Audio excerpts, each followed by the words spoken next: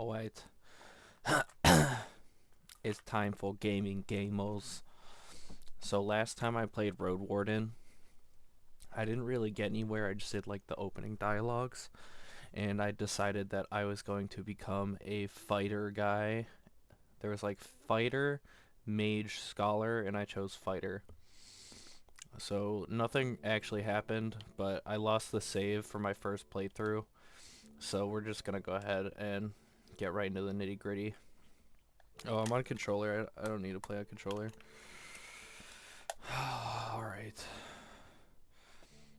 So, I could move my my thingy too. This kind of blocks like the whatever. I'll just read it. You unpack and inspect your belongings. Your water skin isn't pierced. The spare clothes are still here, just in case. You take a look at your wooden bowl, mug, your cake, your tinder box, bandages, food rations, knife. Nothing special or too cumbersome. From time to time, your routine helps you avoid mistakes, but this doesn't make it any more exciting. I return to the soldiers. They're at the table again, observing your beast and chatting between themselves. Your stomach growls at the sight of them eating our wooden bowls. One more bowl was put up previously unused under the table. You can sit down on a tree log.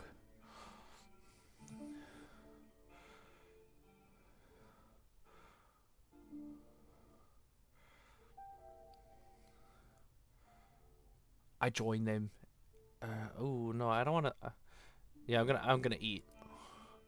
It's called gruel, the meal eaten in times of hardship. The specific bowl is filled with water, hog millet, some strange-looking cereals, and blueberries. Welcoming you with a meal, even a humble one, is beyond their duty. Soldiers live with and for their companions, constantly on the move from one part of the realm to another, making sacrifices to protect their group as they face dozens of hideous creatures. Their lives are filled with discipline, hardship, and camaraderie. Road wardens, on the other hand, learn how to work by themselves. They seldom engage in open combat, patrolling the same roads for years. They help the settlement stay in touch, but also maintain commerce, settle down, forge friendships. When there are no laws to follow, they use their own judgment. Different responsibilities, different lifestyles. I eat quickly, not focusing on the taste, then speak with Tulia. She's focused and chooses her words carefully. She looks away only when she gathers her thoughts. I'm afraid I can tell you. I'm afraid I can tell you less than I would like to, and less than I should. She nods toward the other soldier. As you can see, there's not a lot of us left. At the beginning of summer, there were 8 of us, including our previous lieutenant. 5 are dead. 1 has run away in tears. We're also strangers in this land, odds her companion. Any piece of like information like may help me do my job or whatever. The man leans forward, his legs shake nervously. He sounds like a kid asking a bard to sing one more story, tell a joke, or do a magic trick. Whatever it takes to escape from boredom. His untrimmed beard hides a much younger face than you originally thought.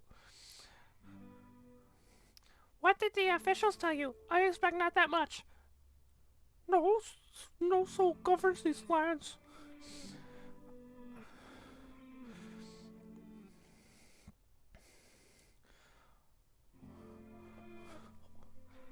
I like share what I consider to be relevant or whatever. You tell the soldiers how little guidance you've received since this area is too far away from the Hovlavan to keep it under control. You are warned that it's untamed and unknown. Who knows how many villages, bandits, or monsters may be found in these unmapped fields and forests.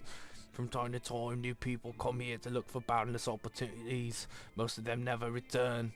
Do they walk in? Do they turn into walking corpses or find what they're looking for? No soul could tell me, so I was like looking for your guidance. Dilute drinks from a cup and crosses her legs, ankle on knee. Seeing a chair makes you doubt she'll ever find a comfortable position. Where should we start? Ooh, what do I want to know? Before I continue my journey, I need to ask them about the peninsula, the roadwarden, and the rope. So first I'll ask it out about the peninsula. I'll tell you what I know, and you'll be the judge. Says the lieutenant. How long did it take you to get here from the city? On a decent palfrey, I guess it would be 3-4 days? When you confirm, she continues. From here, you can reach the coast in about a day, as long as you don't make any stops. Do you know the situation? Why no ships can get here? You nod. The sea route allows Hovlavan officials to keep in touch with the coastal villages, collect taxes, move the soldiers, collect lumber, deliver tools. But maintaining order on a wild coast such as this one is like filling the ocean depths with coins. Like, because of the locks, you can, like, hardly stop a ship 5 miles from the shore, and boats, like, can't get much closer, or whatever. She nods. I don't know much about fishing, but there's not that many people living by the shore, and they don't crave to stay in touch with the city folk. As she pauses, her companion carries on. No soul from the north ever came to the camp, but when we traveled to the roadside inn, Pelts of the North, they're happy to trade and play dice. Oh, they're playing Yahtzee. Like, why not just, like, stay at one of the settlements or whatever? The man clears his throat. I mean, like, you know, we're to guard this road, this camp is our post, and, well, he turns to Tulia. She lowers her voice. Don't take it the wrong way, Jake, but are you a devout soul? I don't know, am I devout? How should I answer this?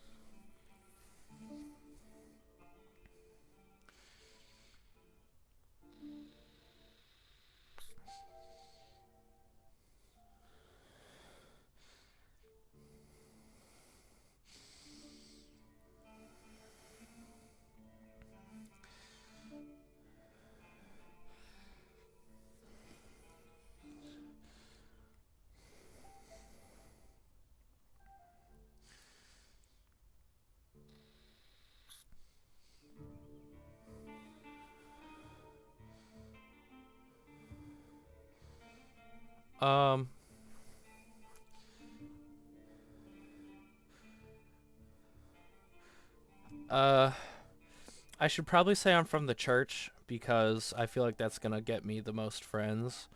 But what if I don't run into, like, happy city folk?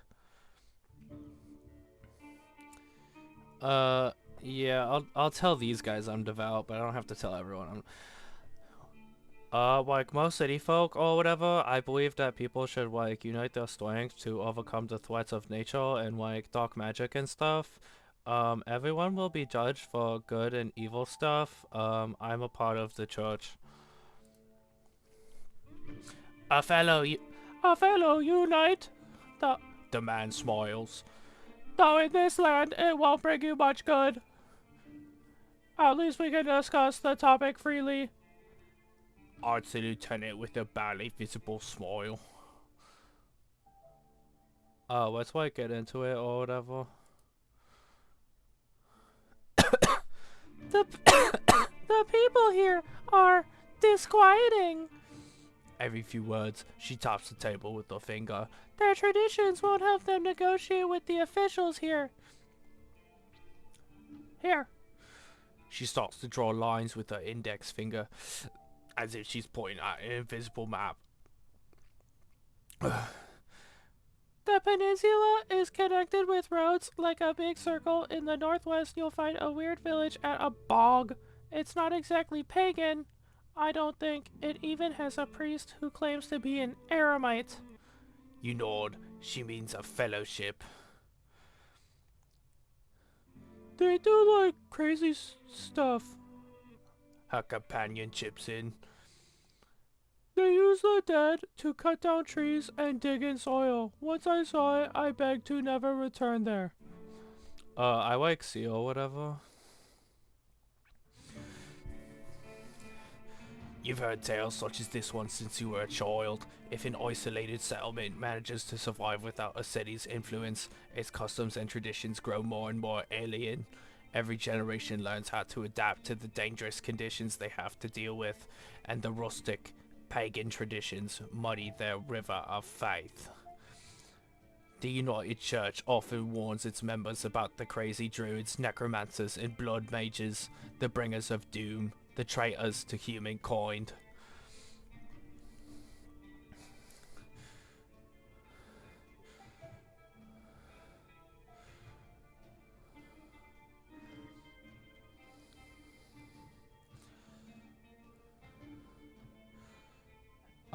Can like anything like hurt my horse? We saw all sorts of beasts. the man starts a cut on his fingers. Goblins, twins, cats large and small, wonders, howlers, wolves, spike balls, mouflon-eaters, griffins, but we managed to stay away. Some could would catch up with the mounts. To your glances, our companion. No, a palfrey should be fine. The trees are so tall that the flying creatures keep to the coast and mountains. There's not that many humans around, and the animals are busy fighting amongst themselves. They fight more for food than territory.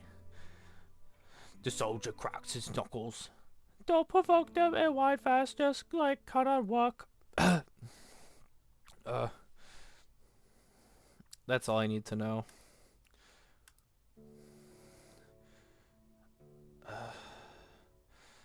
About the roadwarden. What happened to the last roadwarden? Toya takes a deep breath. Aren't you a bit late for a rescue mission? We haven't heard from him in almost half a year. The soldiers speak for a bit between themselves, trying to get the story straight. They confirm that he has stopped by their camp a few times, but stopped showing up at all in early summer. The bearded soldier starts to scratch the table with the tip of his knife without looking at you. I don't remember his voice. Always busy drowning in things to take care of. He would sit somewhere, sharpen his sword, fix his wild mail, queen clothes, right on that wax tablet of his. Yep, and leave it done. Unlike us, Asterian never gets bored. Toya lets out a joyless chuckle. He's secretive, but some of the locals speak about him warmly. Maybe he just doesn't like us. Like, sounds like you're not sure if he's, like, dead or not, or whatever.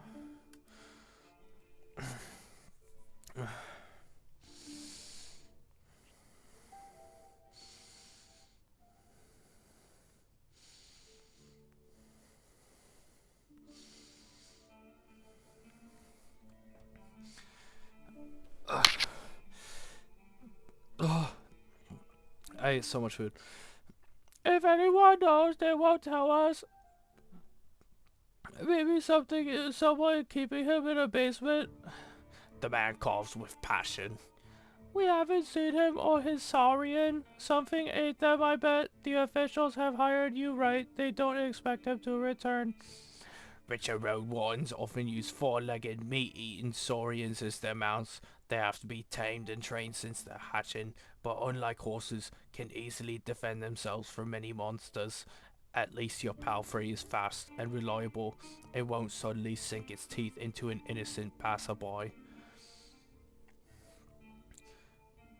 Do you, like, know what he was, like, looking for or whatever? Like, did he, like, tell you anything? Neither one of us had any insight into his dealings, says Tulia. My predecessor left me no clues. We also took a look at Asterian stuff. Wait! She opens her palm. I almost forgot.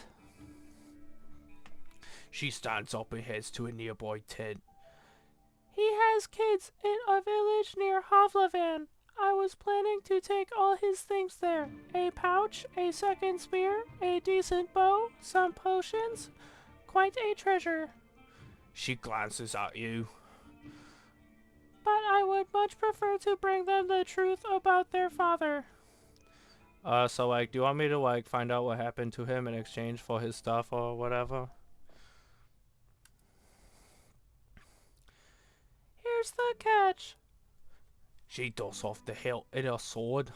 We've hired a messenger to ask the commanders for further orders. Since she hasn't returned and you know nothing about her, she either ran away or something happened to her. She sighs with resignation. We are meant to stay here until fall. What do you think? Come see us. Tell us what you've learned about the man, and we'll get back to Havlavan together. You think about your real mission. You were planning to return to Hovlavan in the early fall anyway. If he's like alive, I don't think he's going to be happy about me taking away all of his possessions.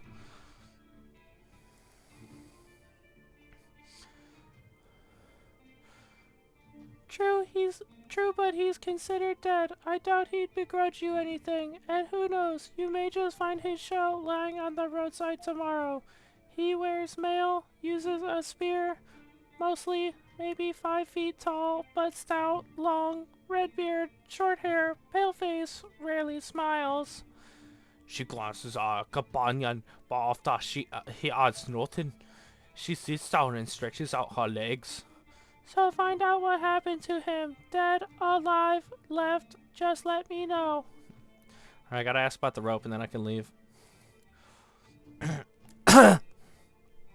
You're in luck. She heads toward one of the crates and moves aside a large linen sack, revealing a rope. She brings it back. She brings it back and nonchalantly sits down on a chair.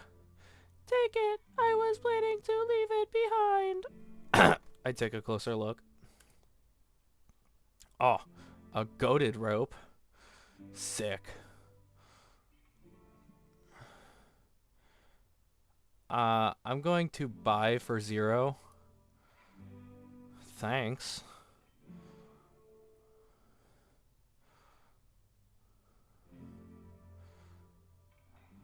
I like know everything I need or whatever. Are you sure? Says the bearded man. We may not be around the next time you come here. We should go to bed. Oh, I'm throwing up. I agree. To your sighs with relief. And may you do better than Asterion did. Stay vigilant. She winks at you, shattering the mask of a soldier. Like, thanks for your help or whatever. You go to the barrel and splash water on your face, which makes you even more aware of how much you need a bath. After the night, it will only get worse. Your horse is already napping, too anxious to lay down. I prepare for my watch. I prepare for my watch or whatever?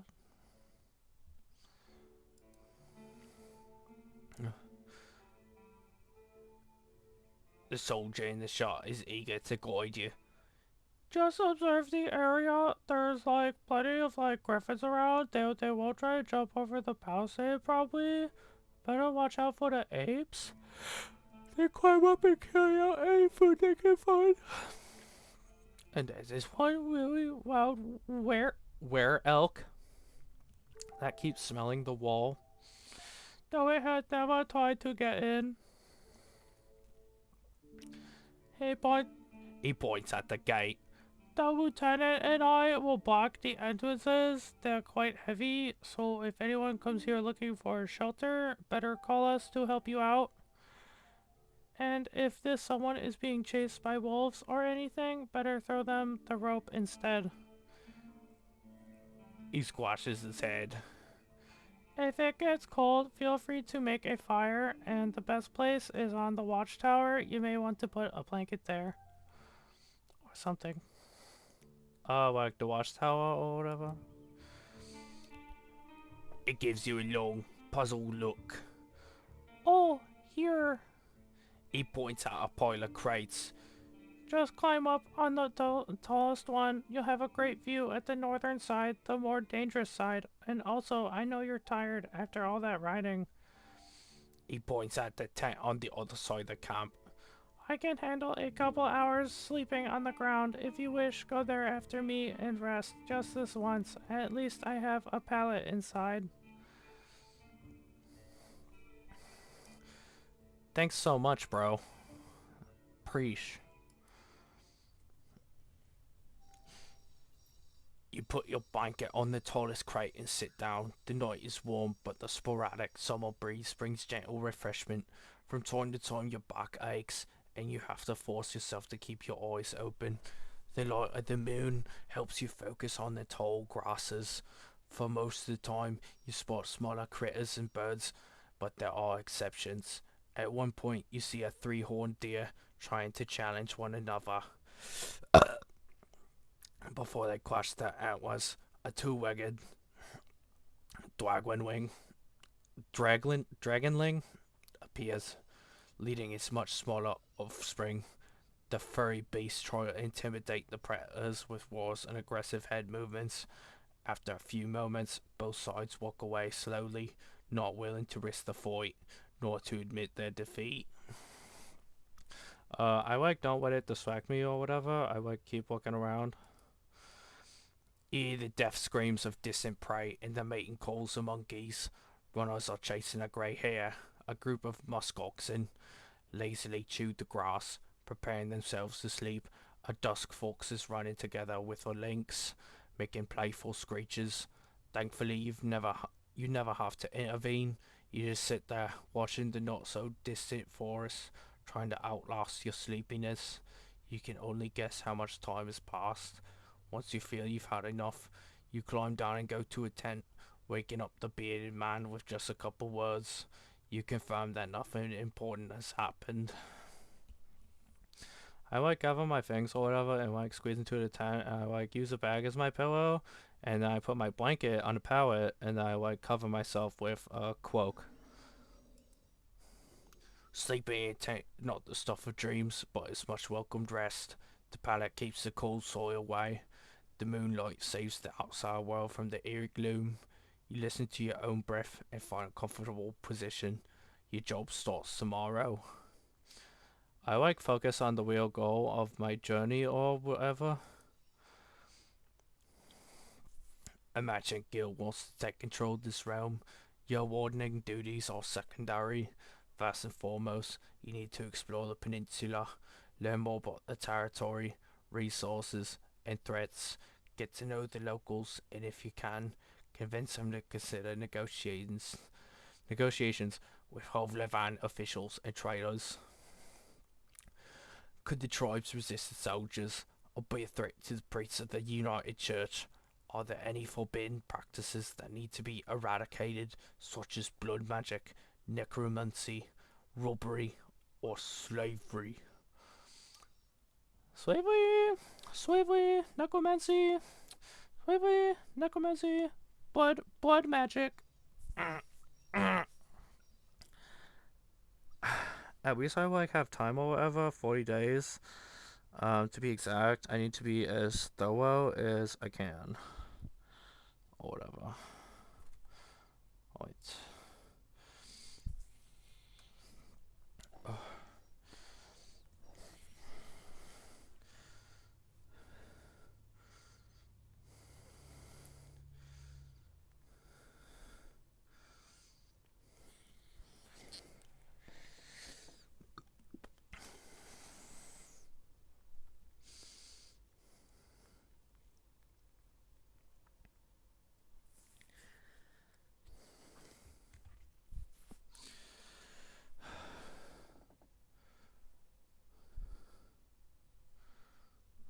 Alright. Once you finish your reconnaissance, you should speak with Tulia and return to Hovlevan. There you'll report back to your employers and get your reward. In the meantime, you have your own goals to pursue.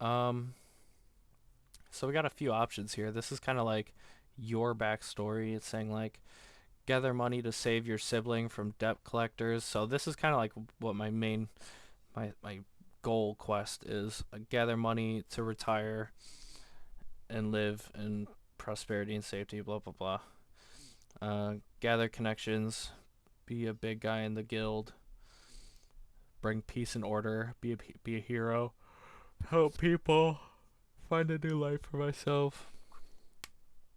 Um, I think I might go with the emo option. I have a, I like have a difficult past, and I like want it to be like forgotten, or whatever.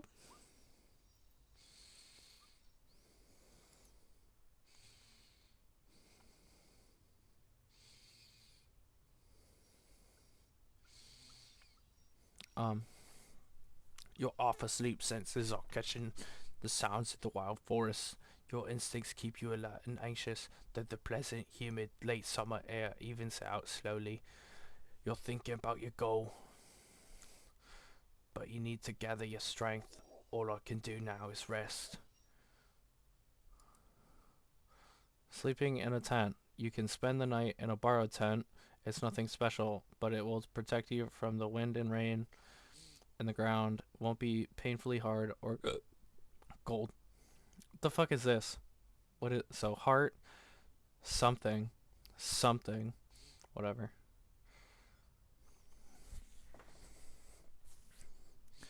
You're woken up by sunlight, well rested and ready. Without haste, you gather your things. Only after a couple breaths, you notice a weird smell, like a roast. No, burning meat. Burning rotten meat. Disgusting crawls into your consciousness. You exit the tent. Your horse is looking around nervously. Your bags are where you left them. You see an open gate. I like go outside and like see what's happening or whatever. Both soldiers are standing near a humble pyre. The man in the shirt looks at it contemplatively. Tuya is the first one to address you. Jake! She greets you with a nod. We use the horse's manure for the flames, so don't worry about cleaning it up. You see a corpse amongst the flames. It's impossible to tell if it belongs to a female or male, but was an adult. The burning process won't be over for a couple more hours. Was this like a traveler or like a dead guy? The latter, a young one. She lacked the pneuma to understand that she couldn't get inside the camp without climbing. I stabbed her with a spear. From a safe distance, she shifts her weight. She shifts her weight. One more fog and she'd be a real threat. Even now it took a couple of hits to knock her down. Sooner or later, every human shell wakes up, gaining more strength with each soul it devours and each movement it spends in the fogs. Burning the dead is not just a religious practice, it's a necessity. Soldiers, priests, village mayors, even roadwardens. Making a large pyre takes a lot of time, but it saves lives. Tilia calls this undead a she. Most units hesitate to do so. It's like time for me to go or whatever.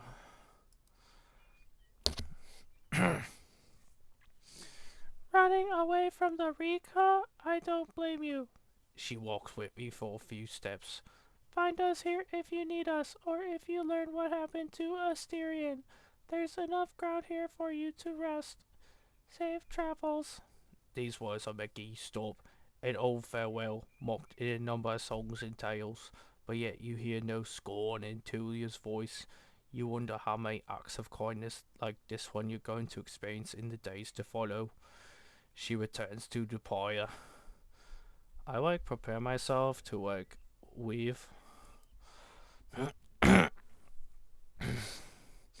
You somehow miss the fact that your mount is already saddled and warmed up. You double check equipment, but you don't need to fix anything. The soldiers were diligent. Normally preparing any palfrey for a long journey takes a lot of time. You put on your gambescent and make sure your axe is tightly attached to your belt, and then get in the saddle, the palfrey knickers. Whoa, don't say that word in an accent. Ready to leave. It's time for you to get to crossroads north from here. I gotta go north. uh, Travel forward to continue your journey. Once you've done with the north, speak with Tuya to return to Hovlevan. Alright, I guess we're going like up. Whoa.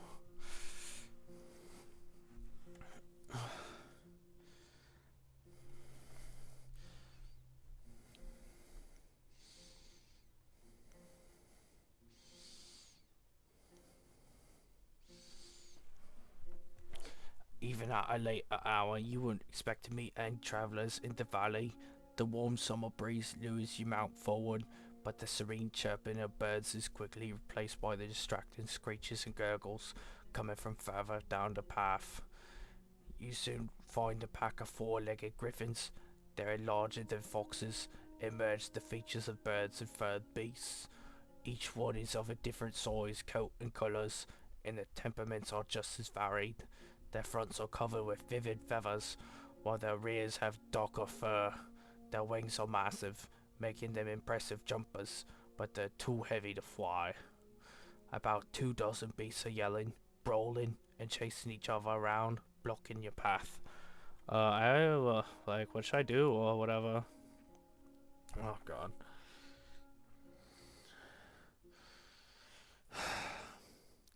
You can't enter the forest blindly. If these or other creatures were to chase after you, the thicket would be disastrous for your horse. There are reasons why travelers stay as close to the main roads as possible, and why adventurers move in groups.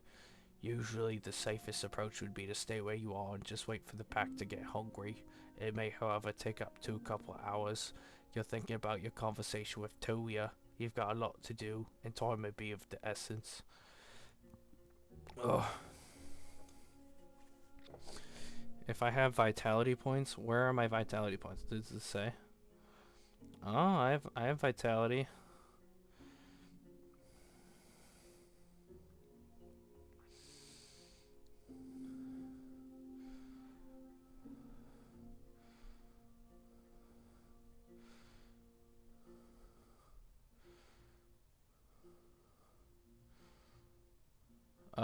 So the dice icon marks actions that involve random chance. Well, I gotta roll the dice. But this should make them scatter.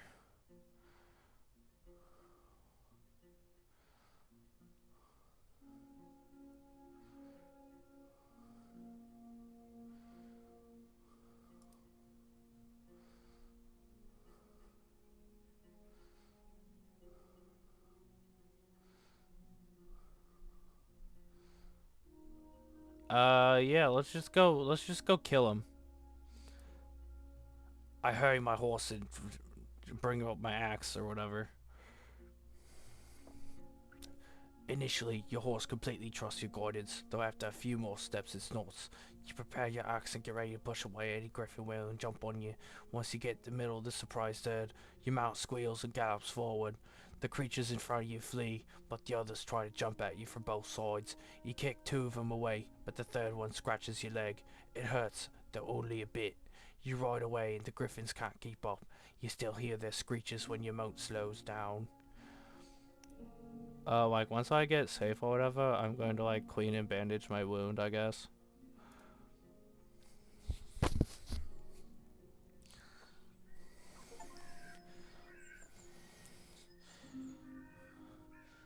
Oh, I reached my first crossroads. Nice. The road splits. According to what the soldiers have told you, you may find a safe inn by turning left. The forest to the right is lush, and the trail overgrown. Kids used to have this song. How did it go? The harshest pathway leads to the dragon's lair. To whose search for treasure do you truly dare? The signpost in front of you doesn't make your situation much clearer. It was put in by someone who can't write. For folks who can't read, covered in old red paint, it points to the east. Blood there, as people say. danger to be found. There's not a soul to ask for guidance. Horsey, what do I do? What is my horse's name? My horse's name will be Galileo. Galileo the horse.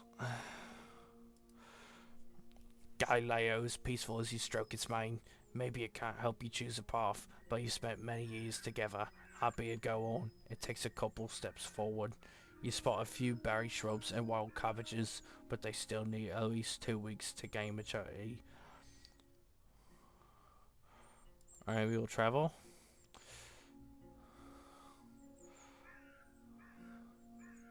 Let's go west. Galileo trots with ease, unbothered by a few branches covering the beaty road. The bird songs and distant howls draw your attention to the forest, which gets sparser and brighter. You spot boars, roe deer, and saurians. The sight of a nearby wolf pack worries you, but once you push your hips forward and your palfrey enters a canter, the beasts don't even begin a pursuit. The speed alone will protect you from many dangers. You notice a stone tower, taller than trees. It must be the inn or whatever.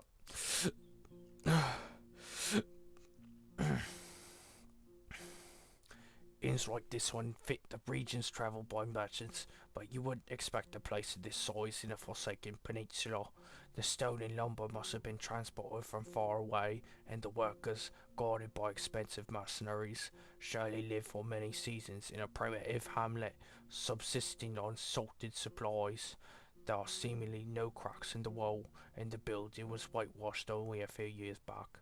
The road is wide and beaten. Dozens of souls could hide if not in the buildings, then at least in the yard. The expenses and labour put in this fortress were worth many trading ships. 3 armoured people are on the ramparts. They only see what's above their waistline. They're leaning on the parapet, right next to the gate, and you think you notice a glimpse of a smile. They wear gambesons. Each one of them dyed differently. Yellow, green, and linen grey. I go to the gate, I guess. A woman in yellow armor leans forward. She has long, curly, disorderly red hair, pointing in every possible direction. This combination of colors doesn't work at all. In the woods, one would have to shout to draw this much attention. There's still a fair distance between the two of you, but she speaks loudly.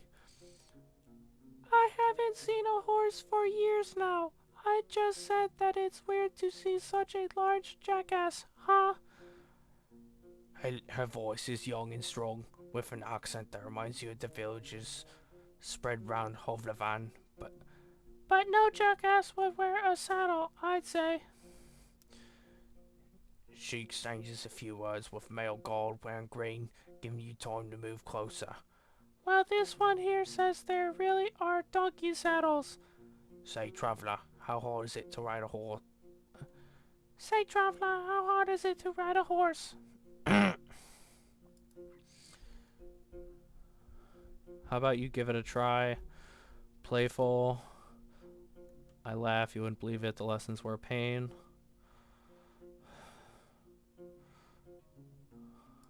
Distance. Easy to learn the basics, but it's tiring. You train different muscles, so it doesn't come. I don't want to be mean. She's being nice to me, so playful or friendly is what I should do. I'm not going to ask her to ride my horse. Nobody touches my horse. You wouldn't believe it. It was so hard. You get off your horse and imitate the silly walk from the day that followed your first long journey. When your whole shell was crying, you illustrate the pain as you move your hand from your back to your hips then your thighs. In return, the gods tell you about the time when they had to carry their friend with bitten off legs for 3 days straight through the heart of the woods. Meanwhile, the other guards open the gate. You may be in a good mood. The woman in the yellow jacket smiles at you.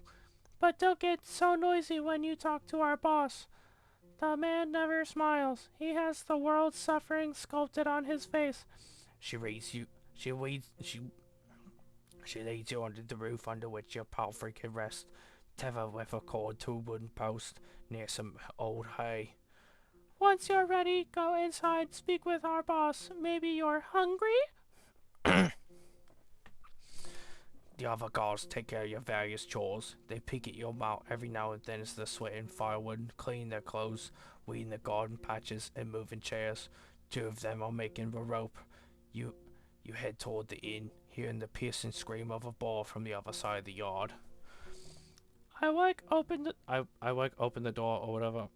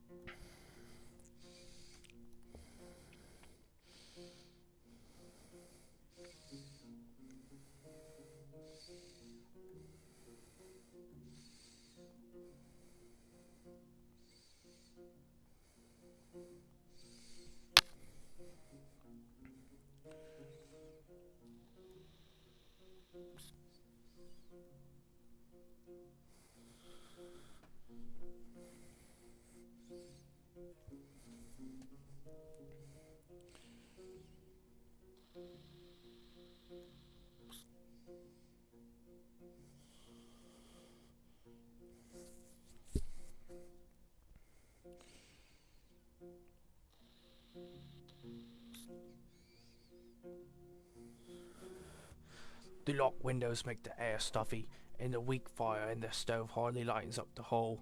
A muscular man is sweeping up the floor near the stairs, but Arthur, he glances at you and leans the broom against the wall and heads behind the counter. You are lucky to show up. His voice is deep and soft, with with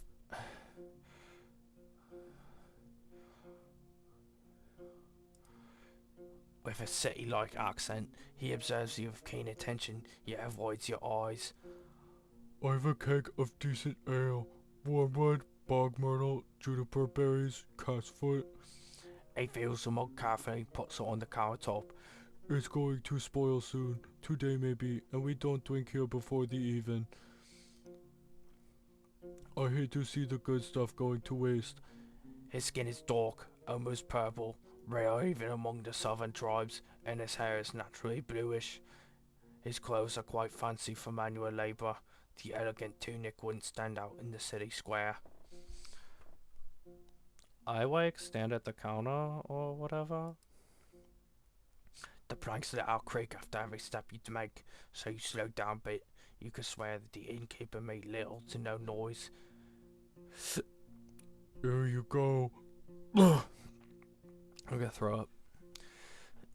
He pushes the mug forward. I ate too much food, and I'm talking too much. Ego. He pushes his mug forward. But just so you know, my pelt of the north doesn't belong to Hovlevan. You can sleep on the floor if you wish so, but if you want a bed or a meal, you have to pay. We may have some leftovers from dinner, but I need to check.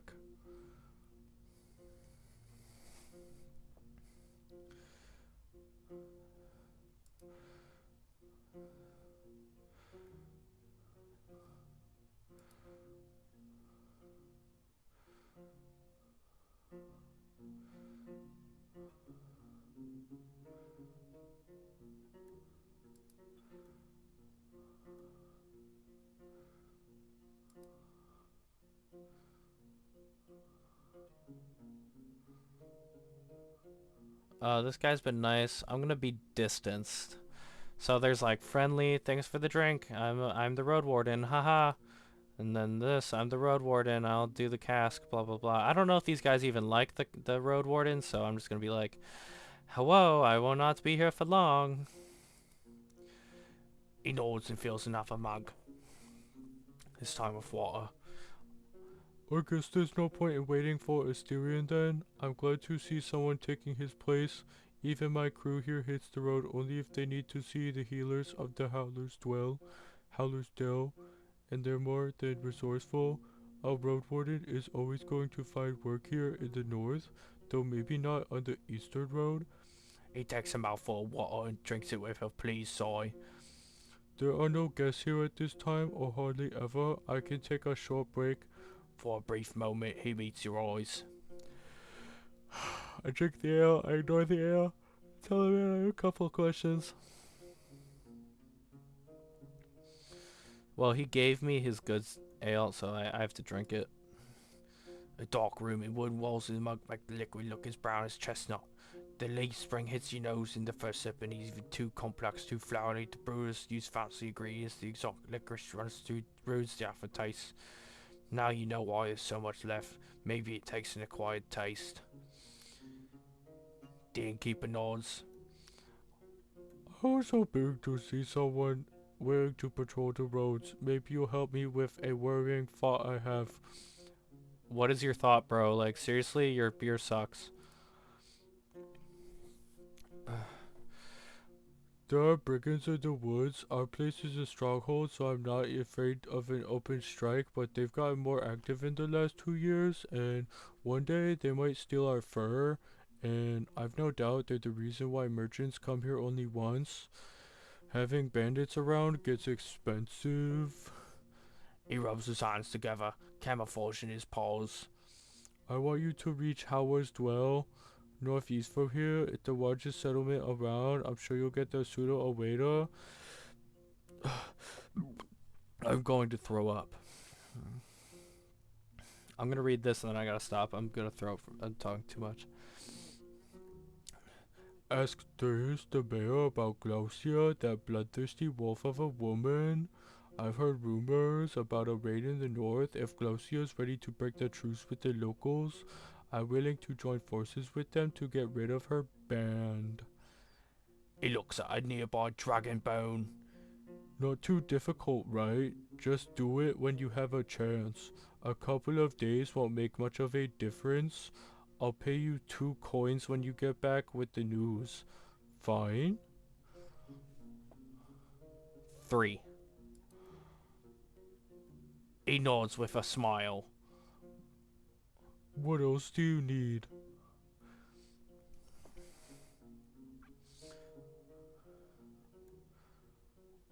Uh,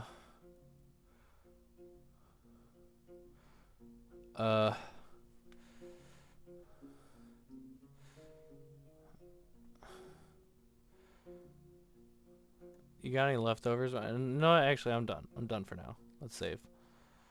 Quick save complete. I'm gonna be sick. Settings. Main menu. Yes. Alright. That's it for roadwarden today. I literally ate too much lasagna and cookies and I feel like I'm gonna barf. Oh, this game's fun though. My voice acting is terrible. Yeah, that's all. That is all, folks. See you next time. Good evening. Goodbye, gamers. Oh.